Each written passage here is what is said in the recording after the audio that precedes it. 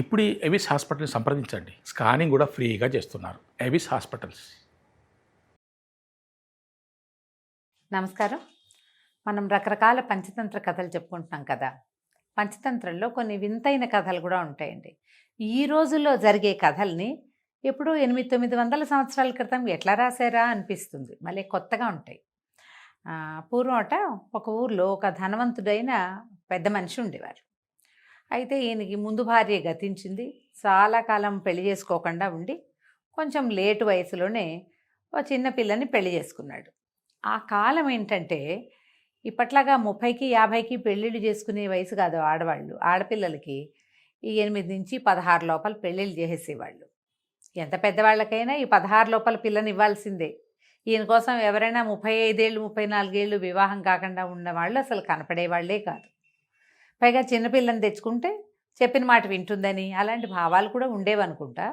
ఈయన ఏం చేశాడు, ఈ వృద్ధుడైన ఈ ధనవంతుడు సుమారుగా ఒక 16 సంవత్సరాల అమ్మాయిని చూసి పెళ్లి చేసుకున్నాడు, కాలిపొడుగు పిల్లని. ఆ పిల్లని కాపురానికి తీసుకొచ్చుకున్నాడు. వస్తే ఆ పిల్లకి ఈయన చూస్తే విసుగ్గా ఉండేది. ఆయనకి ఏమీ తెలీదు, పాతకాలపు మనిషి, పాతరకప్పు బట్టలు కట్టుకుంటాడు, చుట్టలు కలుస్తాడు, పైగా డబ్బు జాగ్రత్త, విసుగ్గా ఉండేది. ఎక్కడికైనా కలిసి వెళ్తే వీళ్ళిద్దరిని భార్యాభర్తలు అనుకునేవాళ్ళు కాదు, తాత మానవరాలు అనుకునేవాళ్ళు. ఏదైతే అప్పుడప్పుడు ఏదైనా కాస్త మంచి బట్టలు కట్టుకుంటే తండ్రి కూతురు అనేవాళ్ళు. పిల్లకి చాలా అయిష్టంగా ఉండేది ఆయన మొహం చూస్తే. కాకపోతే ఆయన బోల్డంత డబ్బిచ్చాడు వాళ్ళ నాన్నకి, అందుకని తండ్రి ఏమో పిల్లనిచ్చి పెళ్లి చేసేసాడు. మొదట్లో బాగుండేది, వీళ్ళింట్లో చక్కగా మంచి ఆహారం లభించేది, మంచి మంచి చీరలు కట్టుకోవటానికి చక్కటి నగలు ఉండేవి. అన్ని నగలు పెట్టుకోవచ్చు, అన్ని చీరలు కట్టుకోవచ్చు, మంచి మంచివి. చక్కగా బళ్ళల్లో కార్లల్లో ఎక్కడికైనా, అప్పుడు కార్లు కాదుగా వాహనాలు ఉండేవి వాళ్ళకి. మామూలు ఎడ్ల బండి ఉండేది, తర్వాత ఏమో గుర్ర బండ్లు అవి ఉండేవి. ఎక్కడికైనా వెళ్తే చక్కగా పాలకి ఎక్కి కూడా వెళ్ళొచ్చు. ఎంతో బాగుండేది. కానీ క్రమంగా ఇవి కాదు కదా, మొదట కొద్ది రోజులే వాటి సరదా. ఆ తర్వాత ఈయన వృద్ధుడని, ఈయనతో విసుగ్గా ఉందని తోస్తూ ఉండేది పిల్లకి.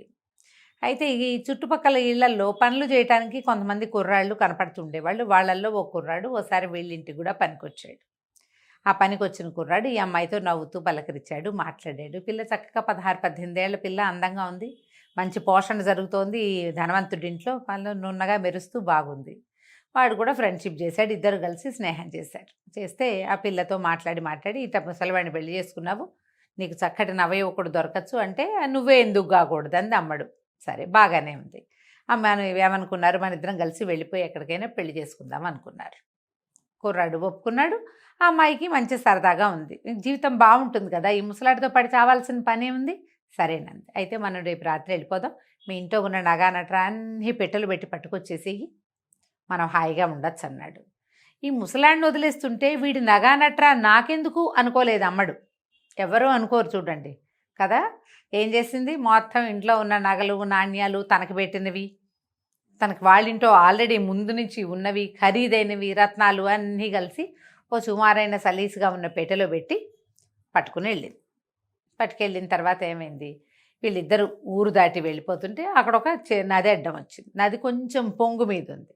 కుర్రాడు అన్నాడు, అమ్మాయి నువ్వు ఇక్కడే నుంచో, ముందు నేను ఈ పెట్టే, అమ్మాయి బట్టల మూట కూడా ఉంది, ఇవి 2 బరువు కదా, ఈ 2 పట్టుకెళ్ళి అవతల గట్టు మీద పెట్టి నిన్ను వచ్చి తీసుకెళ్తాను అన్నాడు.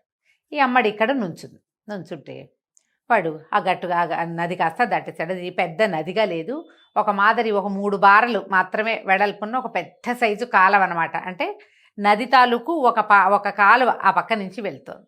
ఈ పిల్ల దిగి దాటలేదు, దానికి ఈత రాదు, భయము.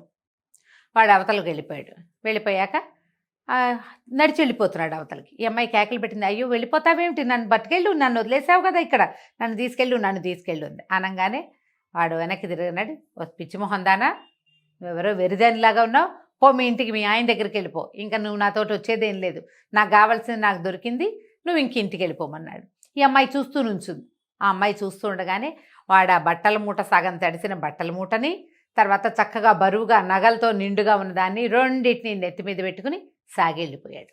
పిల్ల బిక్కమొహం వేసి నుంచింది, అయ్యో భర్తను మోసం చేశాను, ఆయన నగా నట్రంతా తీసుకొచ్చి వీడికి పెట్టాను, వీడేమో పట్టుకుపోయాడు, ఇప్పుడు నేను దీని మీద నుంచున్నాను, నేను ఏం చెప్తాను ఇంటికెళ్ళి, ఎలా ఇంటికి వెళ్ళాలి, ఇంటికి వెళ్ళడానికి మొహం చెల్లట్లేదు, ఇంటికి వెళ్ళాక ఏం చెప్పడానికి పాలు పోవటం లేదు, తెల్ల మొహం వేసుకుని నుంచుంది. ఇంతలో తెల్లవారిపోయింది. ఆ సమయానికి ఒక నక్క వచ్చిందిట అక్కడికి. ఆ నక్క ఒక మాంసపు ముక్కని తెచ్చుకుంది.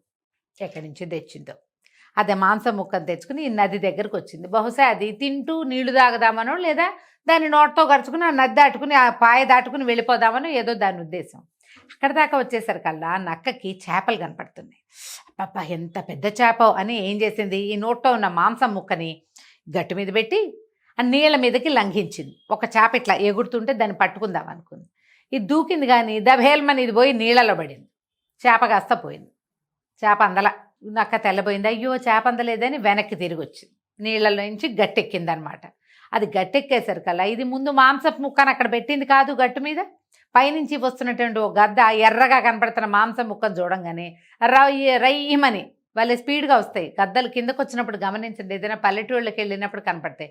అది ఎంత స్పీడ్గా వస్తుందో ఫ్లైట్ లాగా ఇలా దిగి అట్లా వెళ్ళిపోతుంది అనమాట.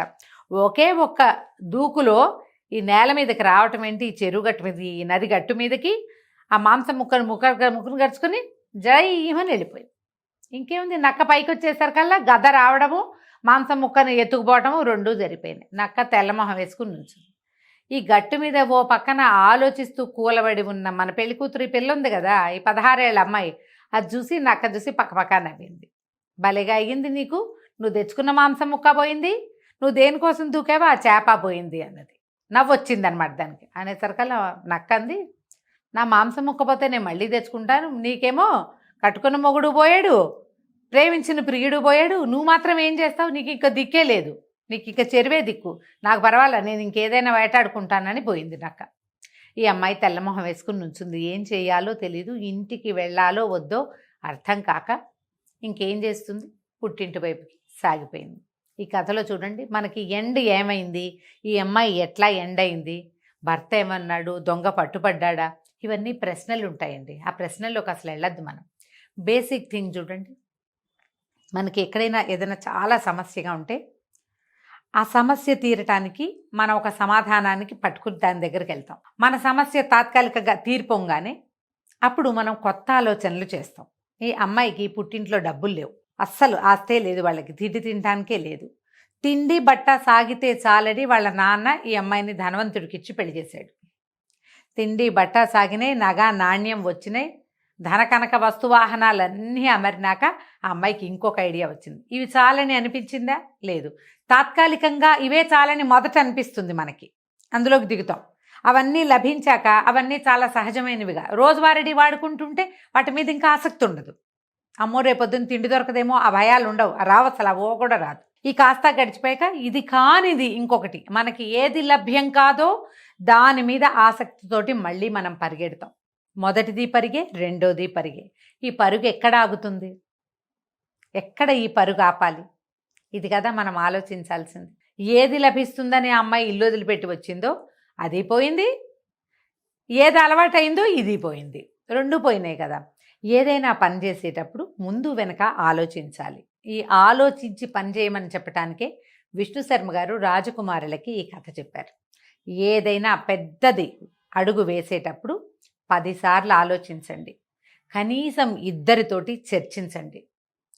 పూర్వాపరాలు ఆలోచించకుండా ఏ పని, ఏ డ్రాస్టిక్ స్టెప్ తీసుకోకూడదు.